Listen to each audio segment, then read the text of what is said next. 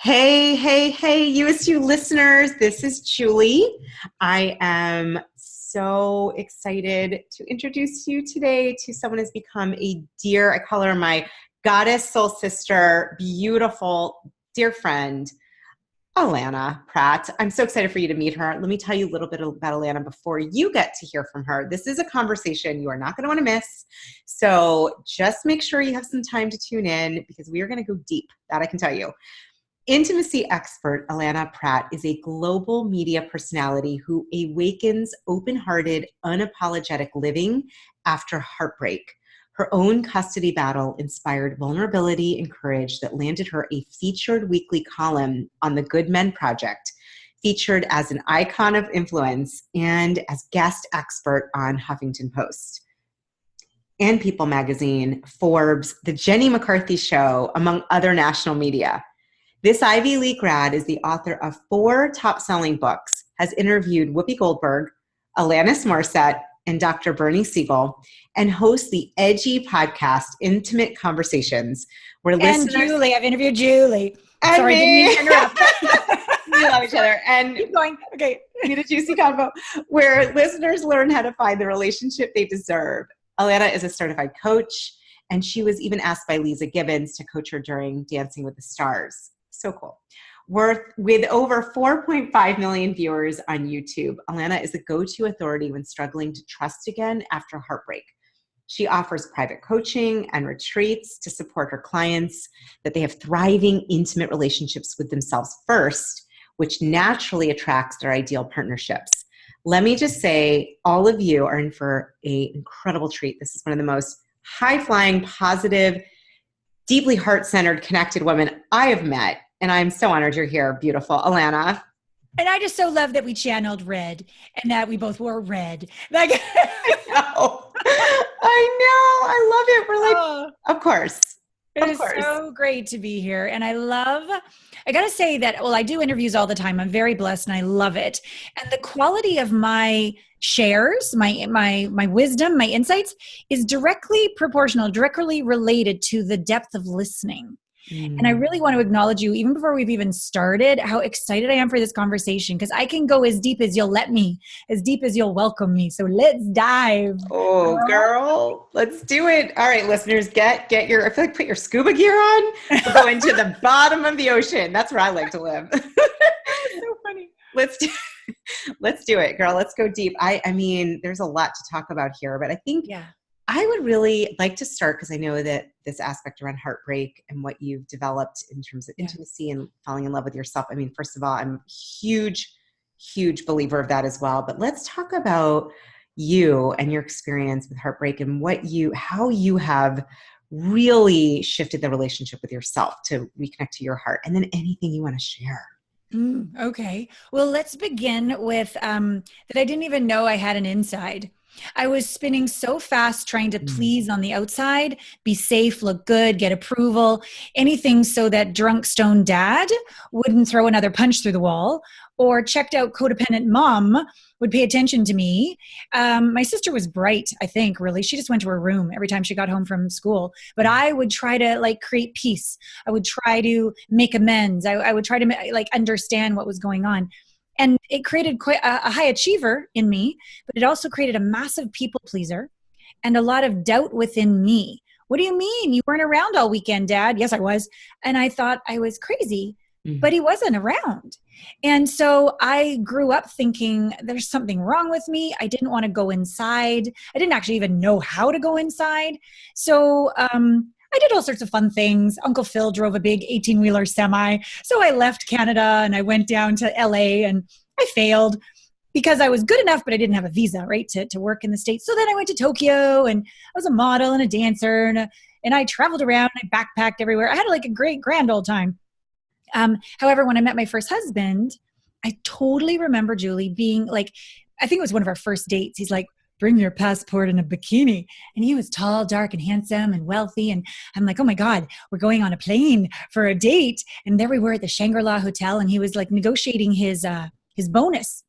And his bonus was 1.3. And I'm thinking, shit, I think that's millions.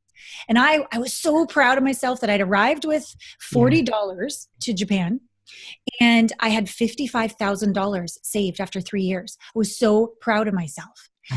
But in that moment, I was not good enough. He was better. He was superior. He was right. And I must be not good enough and wrong and stupid. I only had 55,000. His bonus was 1.3 million. But what I didn't see at the time, but in hindsight, there was my daddy issues flushing up to heal. So of course I had to marry him and prove I was good enough. I had to be told I wasn't good enough. And are you going to cut the vegetable that way? And that's not how you hang a picture on the wall. And did you go shopping with a coupon and on the sale day for that new jacket? And just judgment, which of course we all know is the internal judgment being projected outside into the relationship. Yeah. So I didn't really do any internal growth at that point. I knew this wasn't going to work, so we got a divorce. So now I'm not going to be a damsel in distress. Now I'm going to be a strong woman. We could call her a masculine woman. We could call her heart shut down, definitely in control. And it was right when my mom was dying. And of course I didn't want to feel that. So I had the bright idea that I just needed someone with a checkbook and a pulse. And we'll get married and we'll have a child and I'm going to get through this and you'll do. And I didn't obviously do my due diligence. And here I was going to come into a little bit of money when my mom died.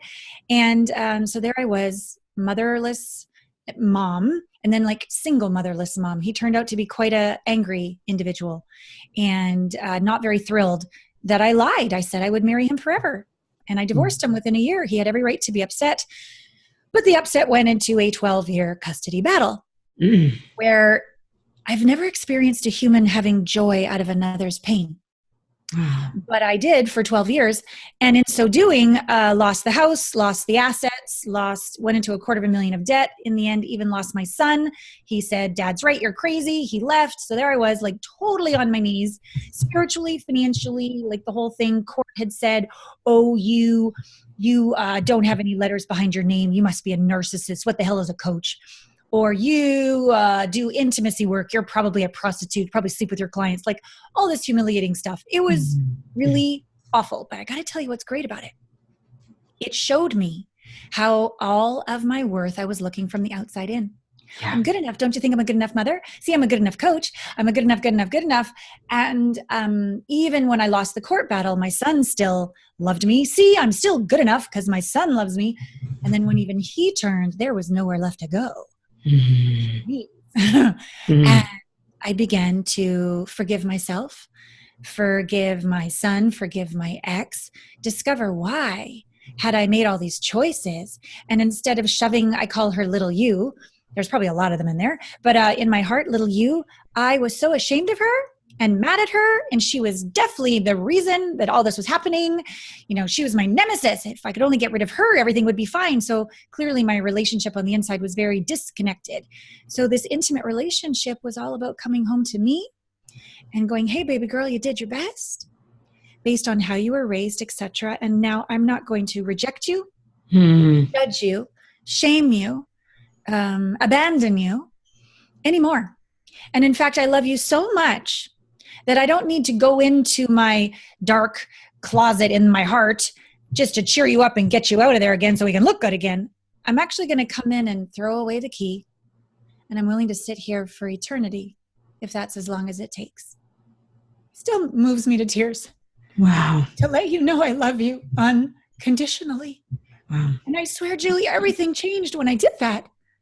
Like there was a moment of grace, a moment of oneness, a moment of direct connection. And it wasn't just me and little me that became one. It was me and this huge universe that was there all along, right, having my back the whole time, but I couldn't connect with it. I wasn't listening. I wasn't looking. I was creating my own aloneness. So the good news is after all of that shitty stuff went down, I found myself, I found the divine, and I found worth, and I found courage, and I found deliciousness, and I found sensuality, and I found creativity. I found a lot of good shit. And then, of course, you have to put one foot in front of the other and get yourself out of debt, put up a website, start a podcast, like all the things that I started to do. But there was something about my story that really resonated with people so that no matter what they went through, they could see it as, instead of bad and wrong, and poor me, and why the universe doesn't like me, it's like, "Oh, no, you're chosen. This is for you, not against you. This is your path home to your glory." And so that's why I call myself an intimacy expert, because this intimate relationship with ourself can then lead to this intimate relationship with the divine and with others and sisters like you and my beautiful son who's now back in my life. And yeah, things are amazing. Wow. But I have a few gray hairs. I don't see them. Whatever. They don't show in the video, but that's the streaks. It's the streaks. It's the streaking. Oh my gosh. That is so powerful. Allana, so many people, and I'm thinking of those tuning in that have had crappy things happen, or what really it sounds like, it's like you disconnected from yourself early on in hopes to like create peace. I mean, it makes sense, right? And totally. Trying to find stability and find something to hold on to. And what really moved me, and I want to talk about it more, is when you just went in and you said, I love your way of speaking throughout the key. And it's like, I could picture you holding her in your lap and saying, I've got you. Like, we're not going anywhere. Yeah. That is so powerful. I'm curious for those that are like, okay, I really want what she has. I want to drink whatever she's drinking. And those, I mean, seriously, you gotta check out Allana on YouTube and her podcast. You're like, I mean, you're radiating, that connection. And I do believe it starts always on the inside, always, and then reflects. How talking to people about how to really throw away their key and unconditionally love and connect, so they can then get their treasures and in connection to the divine. How do we do that? I know you must have a lot to say on that. I'm so curious because I can hear people saying like, how do I do that? How do I do that? Yeah. I have a home study curriculum that I don't even know how you can access it. On my site right now. I'm like redoing my site, and there's going to be like a webinar, and it's going to be like all this stuff. Anyways, but just contact me on allanapratt.com. I'll give you access to it. But I have this 7-week home study program that I developed, it's about 3 years ago now. Week 3 is the little you process. So I take people through this like good 30-minute transformational process home. And I know since developing it, I've since studied with quantum psychology and spiritual technology. Like I'm always getting new certifications. And I realized that intuitively, I was really figuring out how one heals trauma. Yeah. And I knew it intuitively, but I didn't know it like specifically, but I want to share with the listeners now. When a trauma occurs, and a trauma, let's call a trauma something bigger than we can process in the moment. Yeah. It doesn't have to be super horrendous, although it can be, but it's just more, we don't know how to be with it. We don't know how to integrate it. We can't merge with it. We can't stay present. Okay. So that trauma, it gets lodged in the being in an image or a movie, thoughts, emotions, and body sensations, all 4 elements. And I remember always being disappointed by the motivational weekend seminars. Nothing against Tony Robbins. He's amazing. But then you kind of come down. Yeah. What do you do? Because it's not enough. Yeah. And just talking to a therapist, my God, sometimes that can make me feel worse. Yeah. A good cry maybe helps temporarily, but it doesn't make it go away forever. Even wonderful body tapping and body work. The deal is, if it's not all 4 elements, it's not going to go away. Yeah. Forever. It's not going to integrate forever. It's not going to heal forever. You're going to have relief, but you're not going to have lasting change.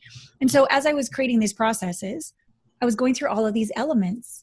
And even before the little you process, there's a super duper politically incorrect chapter. That's week 2, because anger is on top of little you often. We're mad at little you. We're mad at the world. We're mad. But we're not allowed to be mad. Right. So we get stuck, and then we get depressed. Or we overeat, or if a guy goes on porn, there's all these things we do, right? Because we know we don't want to lash out at others. And so this idea of what the hell do we do with anger? Well, I have a different point of view about anger. My point of view is it's just energy. If you go to the Hawkins scale of consciousness, you will see apathy down there, and then anger. And if you keep going up, you're like, oh my God, allowance, choice. And above that, love, joy, and all sorts of good shit. So I'm like, okay, anger can't be bad if we need to move through it in order to get higher up. So I created this theater of redemption. I'm not going to tell too much about it, because taken out of context, you're going to think I'm completely crazy. I love it. I already love it. You express and stand up for little you in your mind's eye, not to the Yeah. right person. Yeah. And to see anger as an expression of potency. Hey, this doesn't work. Hey, this is out of integrity. Hey, this is not aligned with my values. A lot of times in life, whoever we need to talk to can't hear us. Yeah. They don't want to hear us. They enjoy controlling us and manipulating us. So we kind of go, we get this anger stuck in us. Well, this process before little you gets rid of the anger in a healthy way. And then, and this is like crazy too, but it totally works. Sit down in a throne with your little you. And as if you had chosen that exact abuse, betrayal, abandonment yourself on purpose, while you were having scotch and cigars with God and the Goddess before you came down into this life. Oh yeah, I'm definitely choosing this. Fist pump, I'm in. Like, why did I choose this? For my growth. And instead of being a victim, own it. Own it that this was for you, not against you. So I have all these different processes I take people through. Sorry, I keep doing this. I got cat hair in my lip gloss because my sweet little kitty cat likes to come say hi right before interviews. Back to the moment.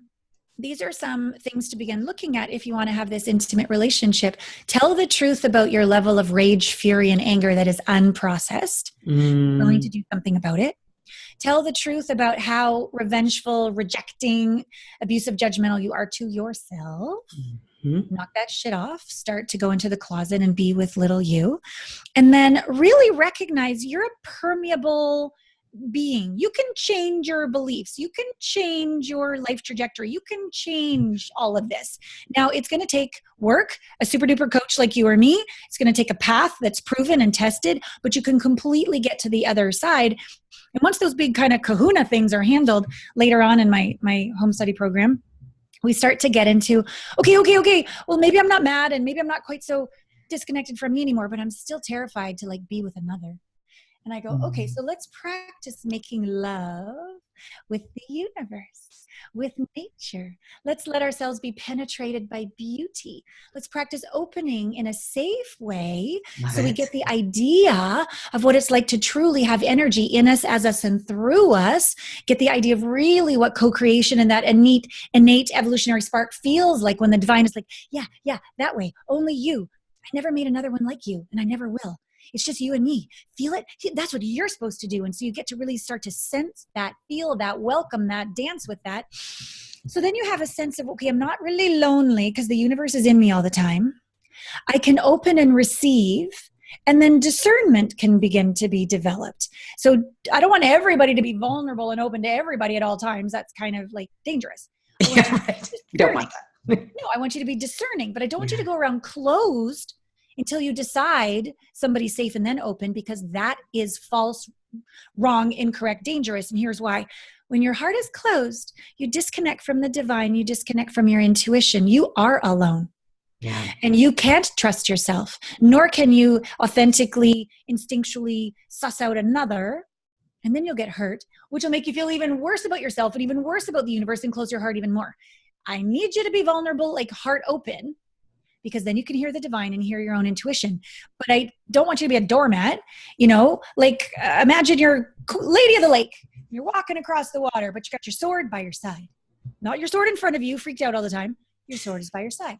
You're leading with your heart, but if it's necessary, off with his head, or whatever, right? So you are discerning. You have choice. You have awareness. And when you walk into a room with those capacities, the heart can have that tender, understanding, healing, loving, generous, patient, allowing, feminine, receptive energy. And the masculine is still alive within you as well. Discerning, leading, aware, directional, protective, providing. So you've got these inner masculine, feminine, God, goddess, yin, yang, Shiva, Shakti dancing going on inside. Oh, check that out. You're kind of balanced on the inside. Wonder if that's going to attract a like partner. You think? Yes. Yay. So that's when you start to attract clients, friends, and beloveds who are on a similar path, similar vibration, done a similar amount of inner work, because it's all science. It all comes down to science. And you'll be able to see them, and they'll be able to see you, feel you, because your heart will be open and you'll be vibrating as your true self. Woo! Slap your ass. That was orgasmic, delicious, amazing. Oh my gosh. All right. I'm this happens sometimes. There's so much coming to me. There's a lot of questions. I'm going to just download them, baby. I'm going to download the first few that come to me. Everyone listen in, just hang with me. We're going to get to as many questions as I can telepathically hear you saying to me. I would love to talk about, first of all, I love what you're talking about with this process of just really coming home, as you said, learning how to go inside. I love that. And that how you're being is, that's what you attract. You mentioned the science behind it. And I think there might be, I feel like that'd be really cool if you can, just to talk a little bit about quantum healing, about the science, just to get a little sciencey for a minute. We'll come back to the love, muffin, a heart open, that stuff. Because no. It's important that everything that I intuitively know, it's important to me that I can prove it scientifically. I'm a nerd. I love interviewing quantum physicists on my show, etc. So so back to what I've studied. So I've been certified in accelerated evolution and equilibration processes. And these are very much based on the truth of science, which is there's always equal support and challenge in every moment. We don't want to think so, but every moment has equal pain and pleasure. Let me give you a baby example so you can get a sense of it. Okay. The moment I saw my dead mother, half of what was going on was pain like I'd never known. But because I kept my heart open, 1 potato, 2 potato, I kept breathing through that excruciating pain. All of a sudden, I felt this bliss of love. Because yes, she was dead, but yes, she was out of pain. She was free. So there was just as much beauty as pain in that moment. Yeah. And when we can open our heart and be fully present to the whole moment, we can have both the pain and the pleasure. We can be present and we can experience a moment of grace, choice, oneness. 9 months later, because the weekend after my mother died, my sister got married and we decided that she was on vacation and got very drunk to get through the wedding. I got pregnant.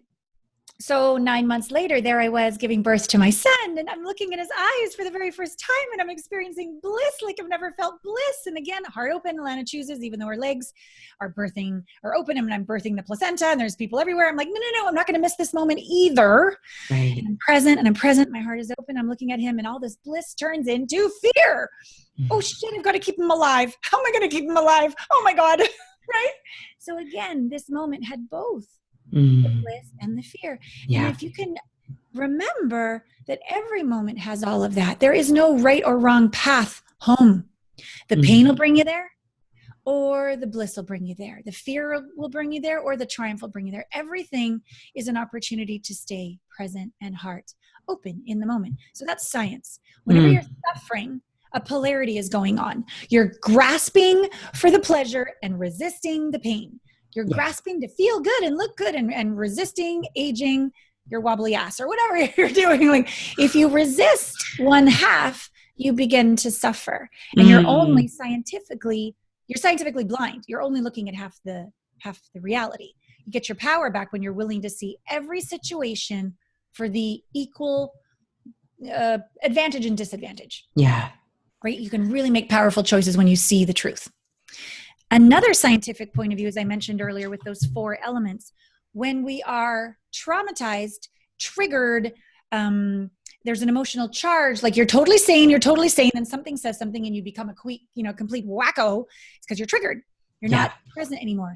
That's because these 4 elements, the image, the thought, the emotion, the body sensation, that's how it's lodged within you, is being triggered. Most therapies only deal with 1, 2, or 3. Very few deal with all 4. Thus, they do not integrate, collapse, merge, dissolve the trauma into the wisdom, the strength, the insight.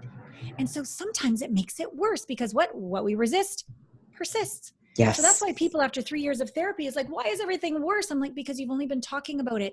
You haven't been able to dissolve all the other factors. Traditional therapy, not that all therapy is wrong. I choose other ways of healing because I think they're more efficient and I want quick results for people so they can get on and have a great life. So you want to be able to effectively integrate all those elements, duplicate it, it'll dissolve. Fully duplicate it, it'll dissolve. Which means you need to be brave and have somebody that really knows what they're doing, because who would want to duplicate a trauma? Right. Scary, right? So you have to do it properly, effectively, tested and proven. Yeah. And like just this last weekend, I had a 2-day intensive with a client. Day 1, her ego, her identity, her trauma did not want me anywhere near her. Yeah. And I had to be like really bold, really consistent, really strong. by day, and I took one brick, and then by day 2, the wall fell, and I was able to get her completely to presence. And she was like a different person. She had never been present, which means she had never been able to choose. Because if you're not in present moment, you're reacting to something. That's not a choice. Right. Choice is from nothing, everything, oneness, home. Right. So that was fucking hot to watch that happen over the weekend. So that's part of dissolving the trauma. But we also want to know, when we're creating something, we also need the 4 elements. So we often just do a vision board, or we affirm, we say the thoughts, we affirm the thoughts, or we feel really good about it for a little bit. But do you really, 10 out of 10, all 4 elements, create something so it really sticks and lasts? So when I create character traits within people, I have these processes that I do them effectively, and they stick. They literally are embodied. And I love the clients that come to me and they're like, well, I know that. I go, yeah, but you're not embodied. You're not living it. I know. I hate that. I know. That's even worse. So to really go from book knowledge or cognitive analysis of what you know you ought to do that you can't seem to follow through with, and the pattern keeps sabotaging, it's because it hasn't been integrated. It's not embodied. It's not the vibration of who you are. And so you're not able to create and have and receive from there. That's the science behind it. So awesome. No, so I really got it. It's the image, the thought, the body sensation, and the emotion. Those 4 must be integrated. Yes. This makes sense to me, and maybe you can talk about this too. Yeah. People are made of energy. And I always think of it like these emotions, these thoughts, these traumas, they live, they don't go anywhere. They're still in our body, even though we see them. It's like, we don't see that we're energy, but we are. And like you talked about vibration. This is one of my favorite topics. And someone wrote in, no, not vibrators. We're talking about vibration. I like both. So both are great, but we're going to talk about like what like talk about that for some listening in. They're like, I know vibration. Others are like, what the heck are you talking about? What is vibration? Can you kind of bridge that in as well? Because I think that's fascinating. Well, the only reason Julie's Julie and I am me is that we're literally vibrating differently. The only reason a rose is a rose and a lily is a lily is they're literally vibrating differently. It's a vibration. At the bottom core unit of matter, it's all energy. Okay. And so when you think about, I was mentioning the Hawkins scale of consciousness before. So the very lowest vibration, apathy, right? Like depression down here, anger is actually higher. Yeah. And a lot of the patterns people get locked into is they're feeling like shit, they're depressed, and then they're like, this is going to change, but they don't have the proper, accurate relationship with energy. And then they yell at somebody or they yell at themselves, and then they go back down to depression, and they keep looping in this very, very low cycle. To break through, anger is a higher vibration. Yeah. You use it for you. What is the divine calling that is saying, act here, say no to this, say yes to this. And then you get up, and then the next vibration that's higher is allowance. Allowance is a really important vibration or way of being to understand. Most people think allowance is, I like it. I'm totally accepting. No, fuck no, no. You might hate all of it. You might be zero preference here. I don't like any of it. But the key of allowance is, and I use my hands like this for those of you watching, those of you listening, I've kind of got them open to the side like jazz hands, like to the side.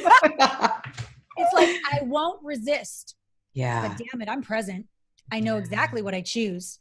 I don't prefer this. I know exactly what I do prefer, but I'm not going to resist. What you resist persists. It's not going to do any good. Yeah. Judging it, focusing on your life. Okay, this is also super big.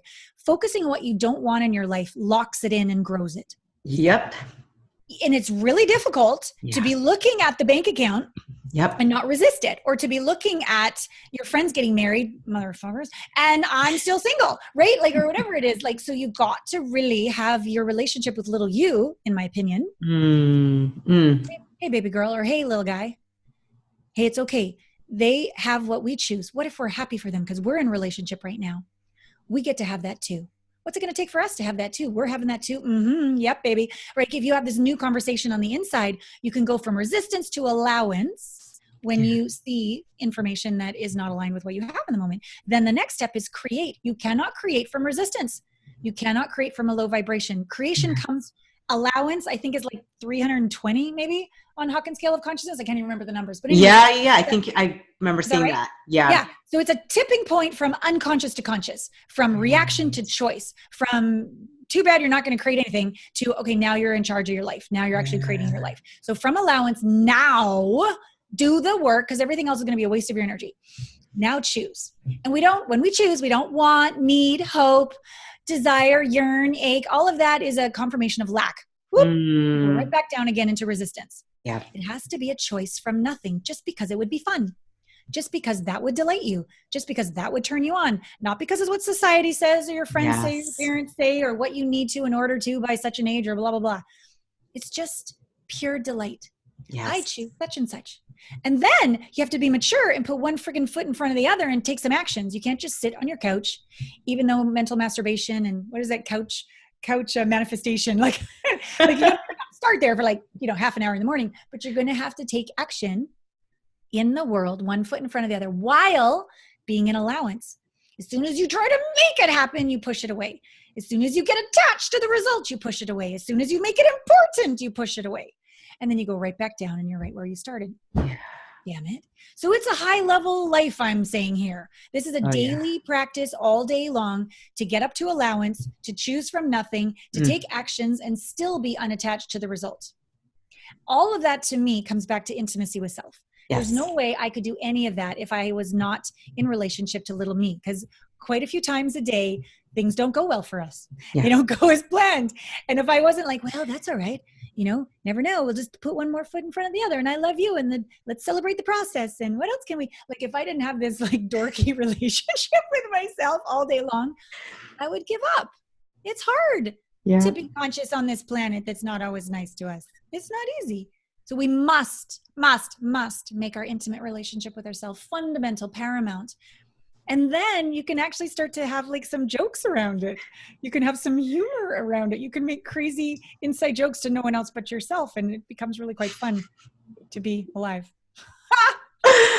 Oh, wow. I've never heard it said this way. It's funny because I do a lot of mirror work and talking to myself, and I totally agree. A lot of what I've done is change the conversation. I just say nice shit all day as much as I can. Yeah. And to joke and to laugh it off. And it's so true. There's times I'm I'm laughing literally with myself. That's great. Best friend right here. People think I'm talking to someone in my car all the time, but I'm not. I'm talking to myself. That is awesome. This is so, I just feel like what you're talking about is the missing link of what is needed for healing on this planet. Because as we know, when you get that for yourself, then you can give it a different level to others. You can attract.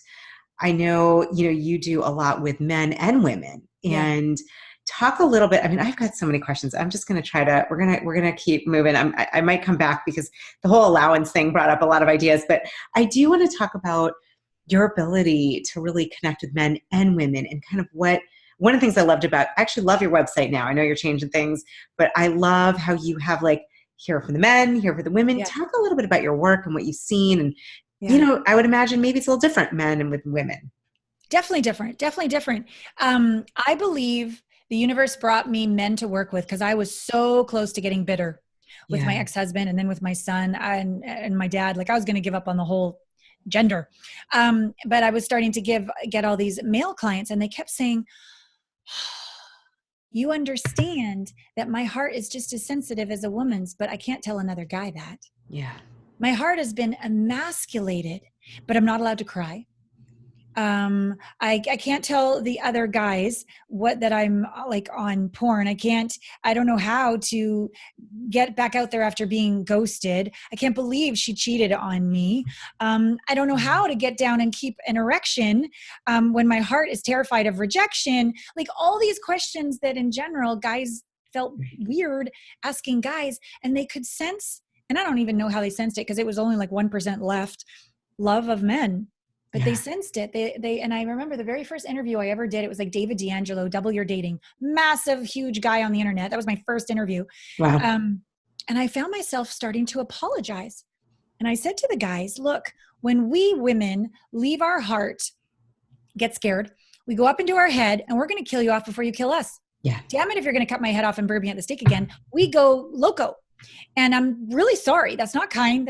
I'm not condoning that behavior whatsoever. I'm just giving you an understanding when you're not present, and we just surrendered our entire being for you to like fuck us to the ends of the universe, and you went to check your phone, we just fell into the cosmos of darkness to the bottom of hell. Like your presence, we trust you. We give everything to you. That's like the feminine surrender thing. And if you're not present, or you show up 10 minutes late and you didn't text us, like the smallest things, we go loco. So I explained this all to them. And I somehow explained it in a way to apologize on behalf of every woman, from your mom who was freaking out because she had to do whatever and wasn't present to you, to your ex-wife, to girlfriends, whatever. I'm sorry. We're all here just doing our best. Please forgive me. And somehow they got it. It sunk in. And as soon as the apology is received, now you can hear again. But until the apology has been given, it's just battling back and forth. Who's right, who's wrong, who's better, who's worse, who's dominant, who's submissive, all that kind of stuff. And all of a sudden I got flooded with these men that said, I listened to that interview like 35 times, sobbing. No one's ever apologized to me. And I was like, wow. And I started to do this little you exercise with the guys, taking them into their closet and their heart to find him who they've made wrong for crying, who they've made wrong for, well, she cheated on us, it was all your fault, and your dick isn't big enough and your bank account isn't big enough and all this. They went and they started to come home to themselves. And then I realized, wait a minute, this was crazy. When I'm in my happy place, present, divine feminine, love, firm, clarity, truth, like the best Alana I could be, I awaken their noble badass. There's something in them that awakens that a man can't awaken. Holy shit. Now, clearly I can't do what a man can do for a man, like brotherhood and all the rest of it. But there's something in a man that wants to die for his queen. There's something very, very chivalrous, masculine grandeur, nobility that awakens when a woman's in her true heart. Grandeur place. And then when those two energies can come together, the whole is greater than the sum of the parts. Now, granted, I'm their professional coach. I'm inspiring them. Out they go. And they're like, okay, so this is what it feels like to be honored and listened to and believed in. Okay, got it. It feels really good. Okay, off I go and date. And then they're dating these wonderful women and they're having these wonderful breakthroughs, believing in themselves with their careers and their purposes, and they're moving to where they really want to move, and they're making more money, and all this really cool shit happened. And in the meantime, they never knew, but they healed my heart. Men are good. There's so many good men out there. Yes. Yeah. So many. So many. And they saved me. Yeah. So wow. I love my male clients so much. Yeah, just so much. So those are the guys. And the gals, well, we just get on like house on fire. And it's a lot of them come to me when they don't have a relationship of sacred sexuality. They hate their body. They are very type A, got to be in control because they've been hurt, manipulated, abandoned, rejected, etc. They're terrified to let go of control or surrender. And they keep attracting emotionally unavailable men or beta men because they're such an alpha female. So these are the women that I help to find that place of inner connection so that when they surrender, they're not scared. They're not spiraling down into the void of nothing. They're literally home with the entire universe pulsating through their being. And they're present and they can allure and welcome a noble man as well. And it's just so beautiful to see them go from like relationships where the men were like, they're like, I like it when I'm smarter than them and have more money than them. I can control them. I go, yeah, but you're not happy. It's not working for you. No. So to see them now with partners that they respect and who have their back and provide and how they're getting married and moving in together and even just happy alone. Even just, they thought they wanted a man and a baby and then everything was going to be fine. And they get through the healing processes I take them through. They're like, actually, I think I might date a couple of them. I don't even know if I want to date anybody. I'm really happy all alone at peace in my aloneness for the first time ever. I'm just getting attention left, right, and center. This is kind of fun. So depending on what their goals are, that is some of the wonderful joys I have with my female clients. And then because I'm always unfolding, everybody's always unfolding. I'm always a student and a master at what I do. I'm getting more and more couples to work with. And I'm even leading a couples retreat here in a little bit at the timing of this recording. So I'm really exploring the difference between soulmate relationship, where you're drawn together to heal your shadows and have that emotional connection, but it's almost borderline narcissistic because no one else exists on the planet. It's just the two of you. You're so into each other, and the healing is all about each other. And sometimes you stay together and sometimes you break up, but it's wonderful to heal. But I'm really interested in those, what Dr. Barbara Marx Hubbard taught me to call the whole mate relationship. Yeah. And this is where two people, I mean, nobody's perfect, but we've done our inner work. Yeah. And we're coming together so that it's like the joining of geniuses, where we awaken the innate evolutionary spark within each other. And one is a million. And that intimate relationship is happening with your lover, but it's also simultaneously happening with the universe. Like you're always having sex. You're always aroused. You're always at one. You're always co-creating 24/7 with the universe, your partner, life. It's delicious. That's what I choose for myself. That's what I'm awakening within my clients. And I really honestly believe it's what humanity requires to get through the crisis that we're in. We need an evolution. Yeah, totally. We need an evolution. Oh my gosh. Preach. Wow. The bottom of the golden thread of all of this, and I really feel like, and you said in the beginning, you said it throughout, is this ability, no matter what's going on, to keep your heart open, to have an open heart. It feels like no matter, wherever you are, where you're starting, where, having that relationship with yourself, with a mate, with the world, it's like, how do you keep your heart open no matter what is happening, what you're feeling? I keep hearing you say that, and I keep thinking, to me, that's the key. Yeah. Well, if right now I tried to feel me, I couldn't unless my heart was open. Yeah. If I tried to feel you, I couldn't unless my heart is open. Yeah. And then we can't have the juiciness of like me feeling you, right, feeling me, right? And all the new things that can arise if we shut our heart. So yes, we need to shut our heart, and then we need to learn how to navigate intense emotions that come up and stay present as we're feeling. Yes. Listen to their messages. Yeah. I'm wondering for those tuning in, because we talk about opening your heart, and I don't know if there's any practices or just strategies or things that maybe just you could teach, one or two things that's like ways to do this. I'm in the same camp, and you often, I don't know if you feel this way, I can feel if someone's open and I can feel if they're not. Clearly you're open. That's why I was like, I'm in love with this lady. She is like my new goddess soul sister. She will know it. But she has to be. Well, and it's just that open-heartedness, it's like, it's just a whole different way of living. And I do think that's where we start getting a whole, you said, evolution for the planet. Yeah. Yeah. One little story, and then let me give you an exercise. So I my love son, this story. He was like 4 years old. We were at this event at this really rich lady's house. And at the end, I'm like, okay, Gabe, he was like really small. We're going to go say thank you. This is how we do things. We're thank you to those. No. And I'm like, yes. And I'm like getting embarrassed because in front of other people, no, her heart is closed. Oh God. And he was right. He was right. Oh my God. She had gone through a divorce. Her husband had left her for somebody younger, and she had her fake happy face on. I mean, he was absolutely accurate, and he was scared of her because her heart was young. And because I'm talking these words in my house, he really understood it. And I had to balance that moment of like truth, good manners. Everybody else, what do they think of me as a mother? All these things were going on in my head. But it's something to this very day that I teach him about sensing his heart openness and others, and how trust, respect can be bridged. New realities can be created when your heart is open. So simple exercise is, everybody close your heart.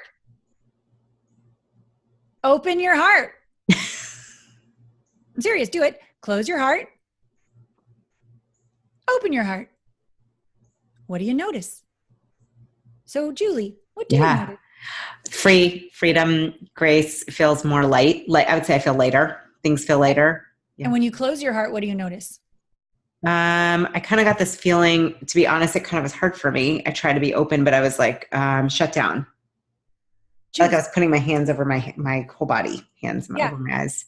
It's an aperture. Yeah. It's a practice. So we could even say, we could try this one too. Open to miracles. Close to miracles. Open to miracles. What do you notice? Like, you can actually do it. Can you feel it? Yeah, I like the open to miracles like a million times better. Right? Yeah. And then, of course, we could say open to love. Close to love, open to love, open to yourself, Mm. closed to yourself, open to yourself. What do you notice? Open to your body. Yeah, even this one, even now. Yeah. Sometimes that's a hard one. Oh, yeah. Close to your body. Oh, that's pretty familiar. I was like, I know that one.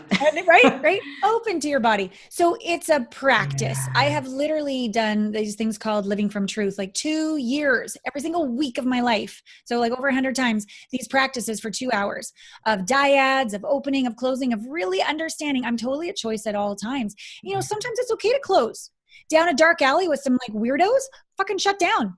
Yeah. Make yourself invisible. It's important that closing isn't bad. Remember how I said everything is equal advantage and disadvantage? Yeah. Right. Divine is good and open is good and love is good. Yeah, sometimes. Yeah. Sure. But not in a dark alley at night when there's people around. Shut that stuff down. Okay. So don't go into the conclusion that only good is light is good. And no, sometimes it's not. Yeah. So everything come back to choice. What is the highest contribution of this moment with my capacities? What is the advantage and disadvantage? Too much pleasure, you'll forget to pay the taxes and pick up the kids. Right? And pain isn't bad. Pain builds resilience and grit and fortitude and strength. So start questioning that you start being the student, being a little more innocent and wondrous about all of this. And the idea of an open heart. I don't open my heart to everybody. I mean, I never shut it down completely because I don't want to cut off from my knowing and my instinct and the divine. Yeah. But I'm not shining at a 10 all the time. Right. You know, and with my sexual energy as well. My sexual energy is everything from bow, chicka, bow, bow, right? It's hot, sexy, naughty, kinky stuff. But it's also my fierce, bold boundaries. Yeah. My sexual energy is also creation.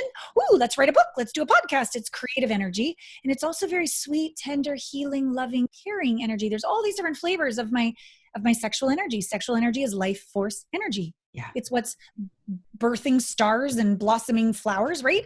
So is it sexual energy to turn it on at a 10, bow chicka bow bow at a funeral? No. But you know, when your little kid comes in and they need a hug, you have to turn up the healing, right? Yeah. So we have choice, I guess is what I'm, and that feels empowering to people. Yeah. Oh yeah. Girl, you are so full of wisdom. This like, what a conversation.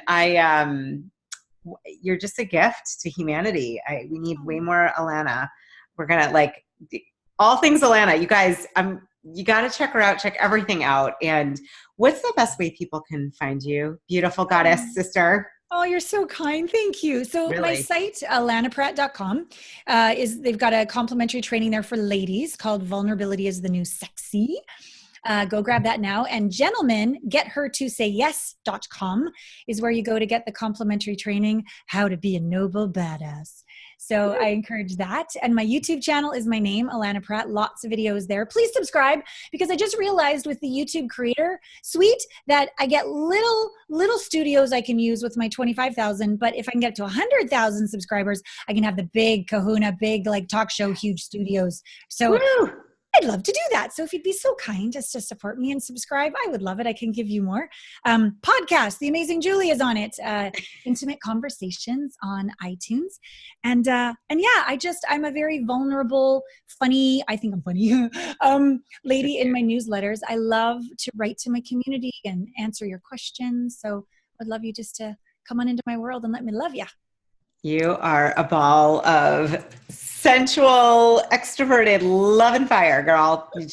I love it. And wisdom. Seriously, this was just so, I feel like those tuning in. So I always say this, there'll be show notes because if you're driving, don't take notes. I've done that before. It's not a good idea. It's really not. Seriously, it's terrible. I took out all the notepads in my car. I'm like, I should not ever be doing that. It's so tempting though, because you have so many nuggets of goodness. And we'll have all your info. And I just want to say, seriously, you are, what you experienced and the trauma and the things that you've gone through, many people go through the rest of their life living in that victim place. Yeah. And it's incredible how you have not only turned that around, but really gone inside and just swooped up the little you and then just made her your best friend, your BFF, and what you're giving back to the world for men and women. And I agree, there are some amazing men out there, amazing, that need this, and women. And Yeah. I would imagine men and women that maybe are into the same sex, like anybody could do this with you. Love is love. Doesn't Love matter is to me. love. Doesn't matter. Yeah. You're beautiful. Your soul's beautiful. And this is really, really powerful stuff. I'm so honored you were here today, love. Thank you so much for the incredible space you held for me to go as deep as I could. I love you. I adore you. I can't wait till we can play together again.